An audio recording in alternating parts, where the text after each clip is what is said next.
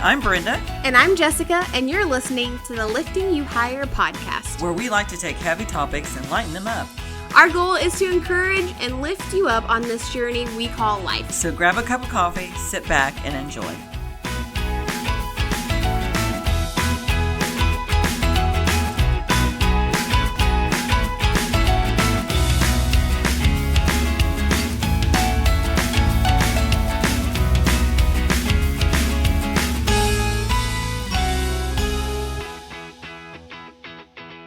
Thank you for coming and listening to us at Lifting You Higher podcast. And this is actually part 2 of our podcast that we did earlier this year. And we're talking about the Hope Center.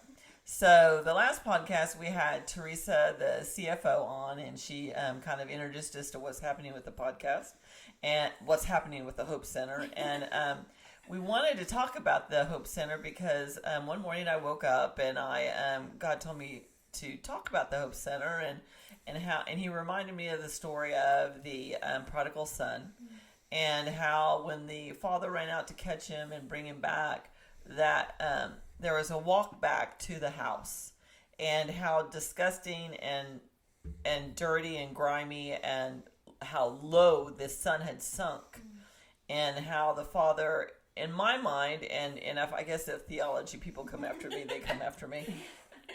But I just believe in grace and mercy. And I believe that, after the father threw his cloak and ring, put the ring on his son, that they stopped somewhere on the way back. And he kind of cleaned him up so that he wouldn't be embarrassed and felt shame in front of the servants and the relatives that were back at the house. Because back in biblical times, the whole family lived in the compound, so it would be aunts, uncles, everybody's back there. And they're seeing him, walk back after how low he sunk. And so God said, I want you to talk about the walk back. And so we thought, well, why don't we bring someone on that has actually gone through Hope Center? And so we're so excited. We have our second guest we've ever had on our podcast, and that is Missy. And Missy is from the Women's Hope Center, obviously.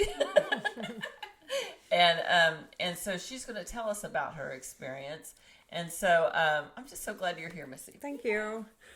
Okay, well, I don't know where y'all want me to start. I went to the Hope Center May the 9th of 2019 after 23 years in addiction. And about 10 of that was IV meth addiction. Okay. And so you were actually, how do you say it, putting it in your veins? Yes. Okay. Intravenously. Right. So I used needles for about the last 10 years of that.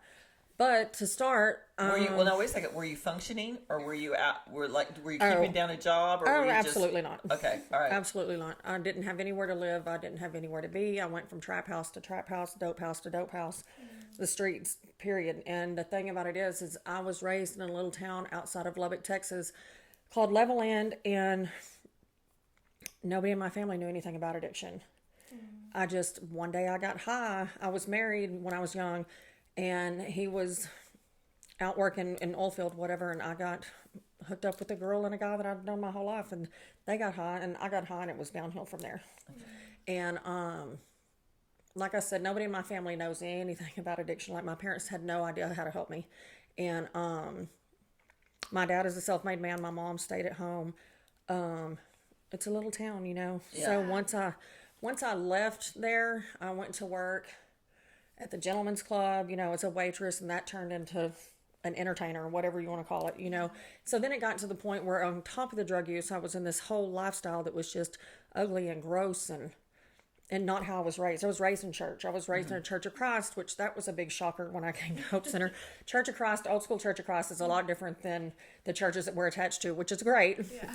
It took a little adjustment, but I love it nonetheless. But yeah, I was raised in church. My great-granddad was a pastor, and I have a cousin in Andrews, Texas. Her and her husband have their own church. So I know what church is, and I knew what church was.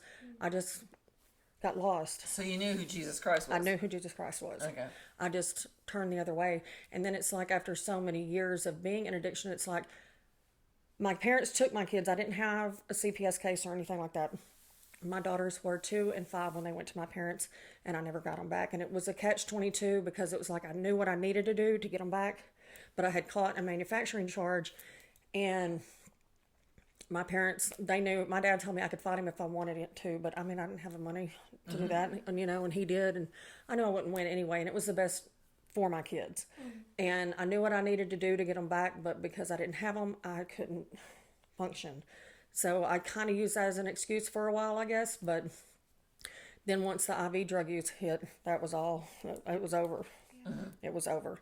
And so my kids had a good life though, and they're not mad at me at this point. They're 19 and 22 now, and they tell me all the time that anybody would be proud to have me as their mom. So it's totally changed. Awesome. Totally changed. But May 9th of 2019, my daughter, I had an ex that had gone to the men's center in Wichita. Now, he went to get a lesser sentence. He was fighting a court case for possession or dealing or whatever.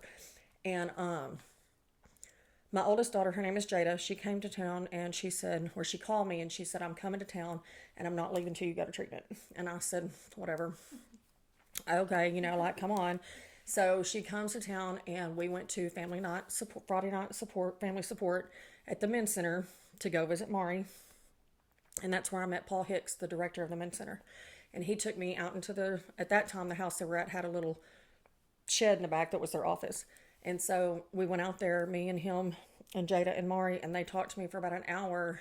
And then I don't think I actually did the application until Tuesday or Wednesday.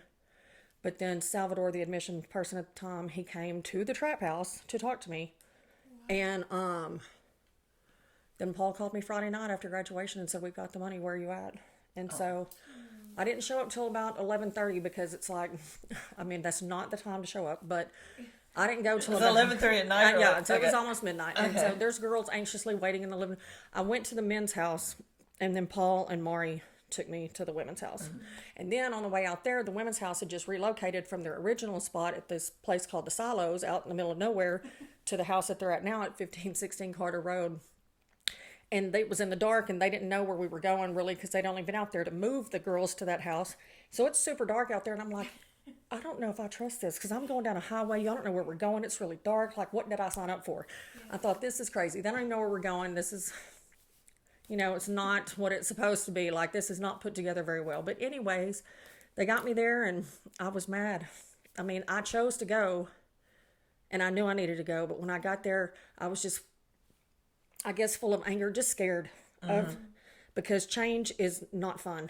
And when you're so used to not feeling and not having emotions and not having any kind of structure, and it's a wonderful place. I mean, we live in beautiful homes and we're very well taken care of. We don't want for anything while we're there, but it's such and I was raised like this. I was raised in a home like a Hope Center, and a nice home in a nice neighborhood, the same home my whole life. But it's just a big change. And to think that I was actually going to have to let go of meth, which was the only thing that I'd cared about for so long, was scary and very uncomfortable. And so I was mad about it, and I gave them the business. I was one of the most probably horrible residents there for a while. Like, you have your 30-day focus period when you first get there, and then at 45 days you can go to work, which is the second phase.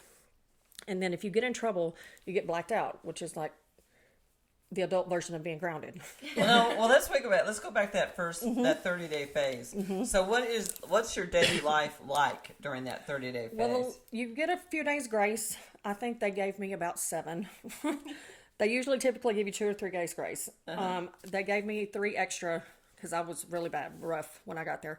And I think I took an extra 1 or 2 because, like I said, I was not the nicest individual. So you get up at 4:45 every morning. You convene in the living room. You just put on the armor of God and you pray in for the day. Have breakfast. Everybody gets to doing chores. Chores need to be done and beds made and everything cleaned up by 7. And that's when a volunteer comes in for Bible study. And then we do Bible study from 7 to 8. And then until you go to work, they have, like, we go clean churches or we deep clean our house. There's something that we do for work therapy for a couple of hours every day. Whether it's at our house, we went and cleaned Compassion, which is a church that we attend. We'd go clean it and get it ready for the week. And then we cleaned a couple of other churches too, as well, during the week. Or we went and worked at Royce, the admissions guy for Oklahoma. His mother runs an antique store, and once a week we would go down there and dust and vacuum and stuff like that. Wow. Okay. All right, cool. All right, and so you're just kind of, and you're also detoxing at this point, right? Well, that's 7 days was what I did. Okay. And do you like have a doctor that comes in? And No, it's not a medical facility. It's just straight out. You're going to. And the thing about meth is it's not like just a hard detox. You're just going to be tired, grumpy, and you're going to crave sugar, and you want to sleep. Okay. It's because your body has not had any nutrients in so long. It's like you want Reese's and Dr. Pepper, you know, like I don't know why. It's just you crave sugar. And there's not a medical risk so much with methamphetamines like there is with alcohol and heroin. Mm-hmm. With alcohol and heroin, they prefer for them to go to a detox facility first because we are not a detox facility. Okay.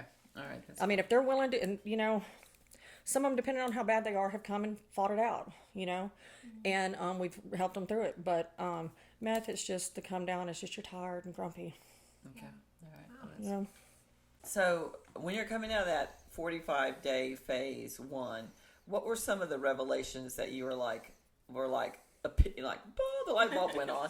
Well, I don't know that I think one day we were cleaning Compassion, and there was a girl there who, when she got into the third phase, she quit her job and opted to stay home with us. And she got hired on as an employee at the Pool Float Factory, and then she got her first couple of paychecks, and then she just felt called to be at the house with us and help us out. And if it hadn't have been for her, which I know that I was meant to make it through it, you know, but I give so much. Her name's Beth Bernard, and I just give so much to her because we were cleaning the church one day, and I was just all day. And I huffed and puffed and grunted and groaned, and even the Bible study teachers will tell you that I just looked at them and growled and rolled back over and went to sleep. Like I didn't participate for a minute. And one day, Beth Bernard, I was standing on the stage picking up water bottles or something from the music section, and Beth just stomped her foot in the middle of the sanctuary, and she was like, "Do you want to turn your life over to Jesus?" And I was like, "Well, yes." Mm-hmm. And she said, "Well, then right now, pray this prayer with me." And I prayed that prayer with her, and it changed. Oh, wow.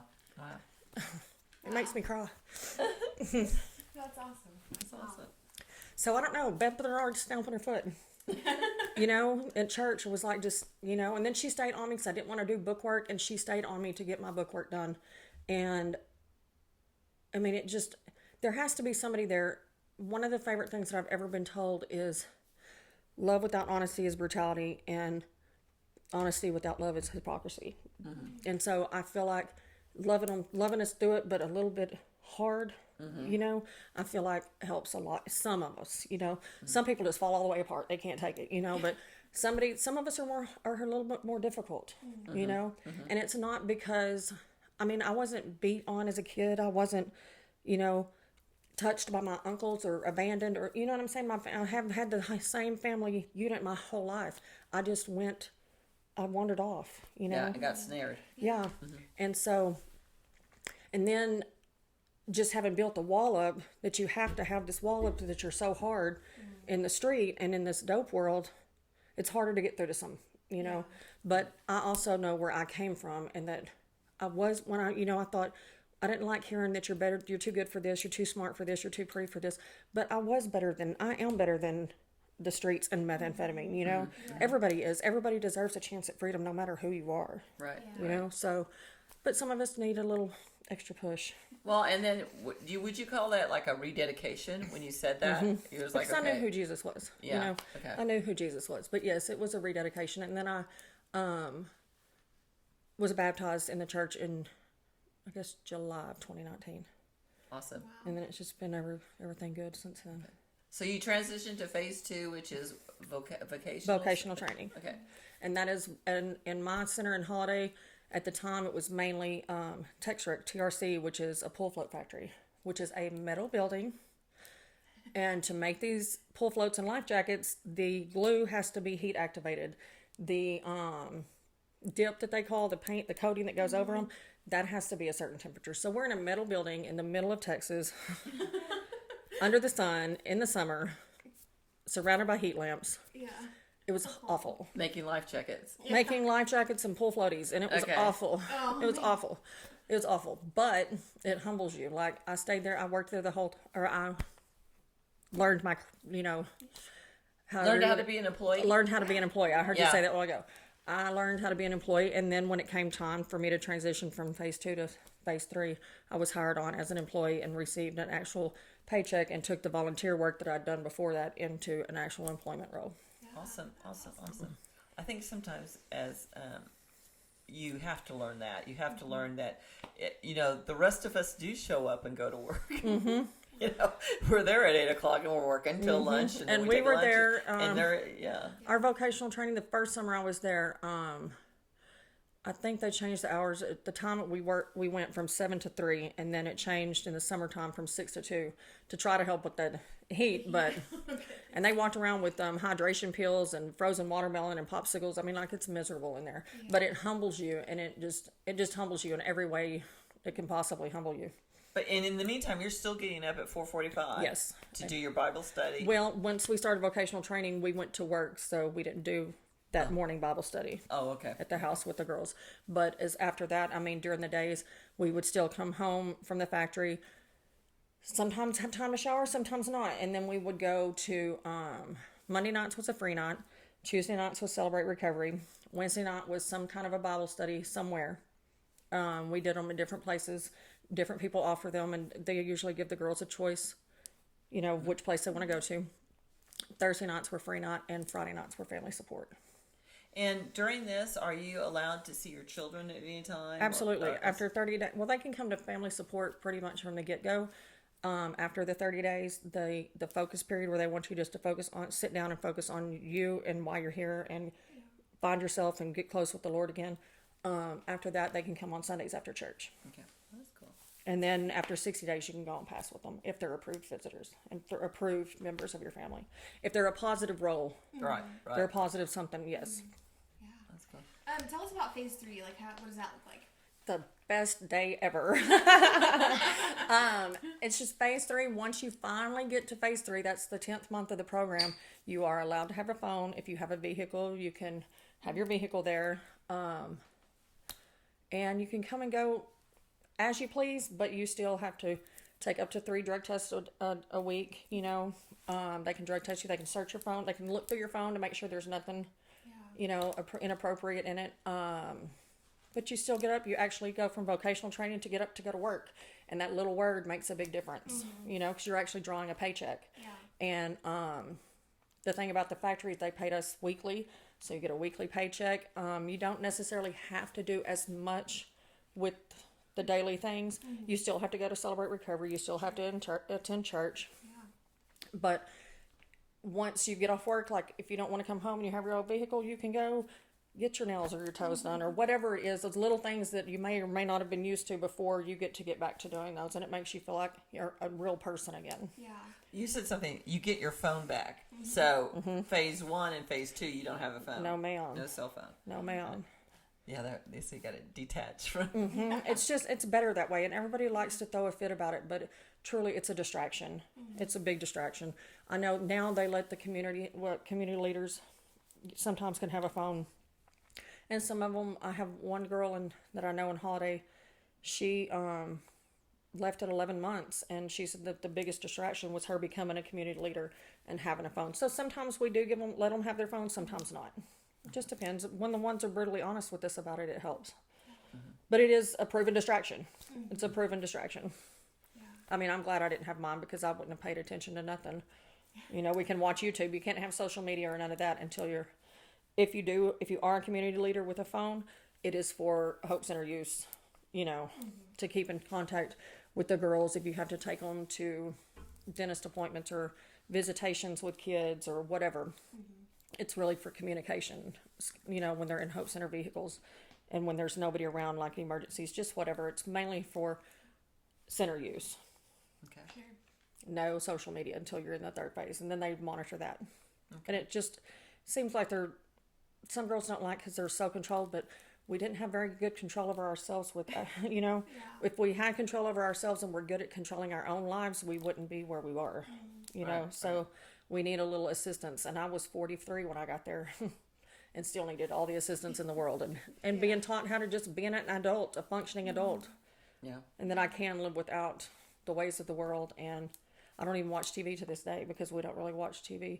We watch Pure Flix and stuff like that. But like as far as the news goes and reality TV and all that. I could care less what's on that TV. And I'm thankful for Hope Center for that. Yeah. So, talk about kind of your phase 3 and like when you finally graduated through the program. Well, I completed May 9th of 2020, and the way the graduations are, they're the second Friday of the month, and so I completed on May the 9th, which was the day Now, was after. that a year? A full year? A full year. Okay. Yeah. Okay. I completed May the 9th, which was the day after that graduation for that month, so I had to stay. I didn't have to stay at the house, but I chose to stay at the house, and I graduated June 12th, and graduations I don't know how they are everywhere. I think graduations should be the biggest party ever. So we have the best time and holiday with our graduations.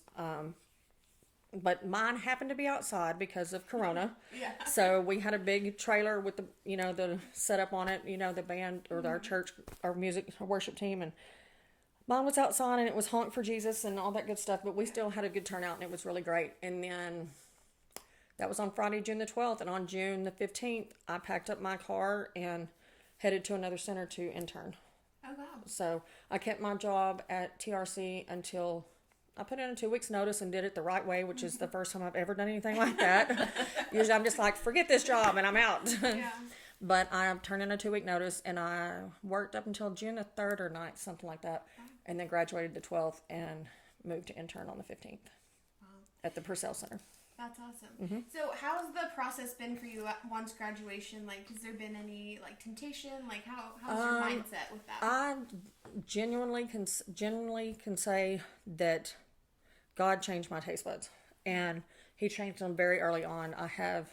I am the one that when I came to intern at Purcell, sometimes I would kind of go back and forth when they were having different issues, when there was just different, like there was a need for me a little bit there, a little bit here, and so Monica here was okay with me being here 4 or 5 days a week, and then I would go up there and work and help them for a couple of days a week, just really hang out with them and try to show them that it's possible to stay sober, and have all the freedoms of the world, but to also still want to go to church and want to worship and want to be in the presence of God.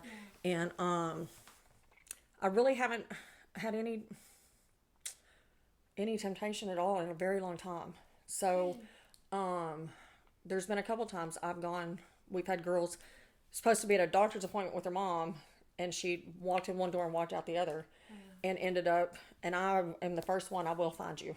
And I found her, and I walked up in the middle of the house, and I told her to get her backpack and get in the car, and I took her right back. Okay, so my biggest test of my sobriety and what God has done for me in my life and how He has truly changed my life, my taste buds, the way I choose to live, is in September of this year. September 9th, my kid's dad went to the hospital in Ada, Oklahoma, and he never came out. So I watched my kids watch their dad die. Yeah. And it was hard, but it didn't for 1 second make me want to use. Not 1 second did I think, oh my gosh, I can go get high, instead of going to that empty well of getting high and all the things that come with it. I just prayed, and I prayed for comfort for my girls, and for comfort for myself, and comfort for his brothers. He has a huge family and a lot of kids. I have 2, but he had 12, so I just prayed through it, for myself, my kids, and that family. And it was hard. I haven't dealt with grief on that level as a sober, clean, functioning adult. Yeah. Like, I've dealt with my grandparents passing and, different people, but that's a different type of connection, and it wasn't expected. It came out of nowhere because I just knew he was going to make it out of that hospital. And it was a different type of grief, a whole different, it's something that I never expected to ever experience, and I was not prepared for the hurt, but I made it through it, Yeah. So, God still carried you through. yes, Yeah. yes. And that'll be a testimony, because you're going to run into people that, death is part of life. Yeah. And so, yet again, it's another thing that God brought you through so that you can, again, use that as a tool for the next I've person just that learned the comes tools of how to be a normal adult, and the tools are turn into Jesus, not turn into the horrible ways of the world, and my daughter calls me a Jesus freak, and You're okay with that? I'm totally fine with it. She said it's still kind of odd to her because she never thought she would see this version of me because they never had this version of me. Jada was 17. No, Jada's 22. Taryn will be 20 on the 4th. So I've been clean almost 3 years. So 19 and 17 when I started this. And I'd never experienced any part of their lives with them up to that point. Except for Jada's graduation. And I was high then. And then Taryn, thanks to my mentor in this program, I got to see Taryn's whole senior year.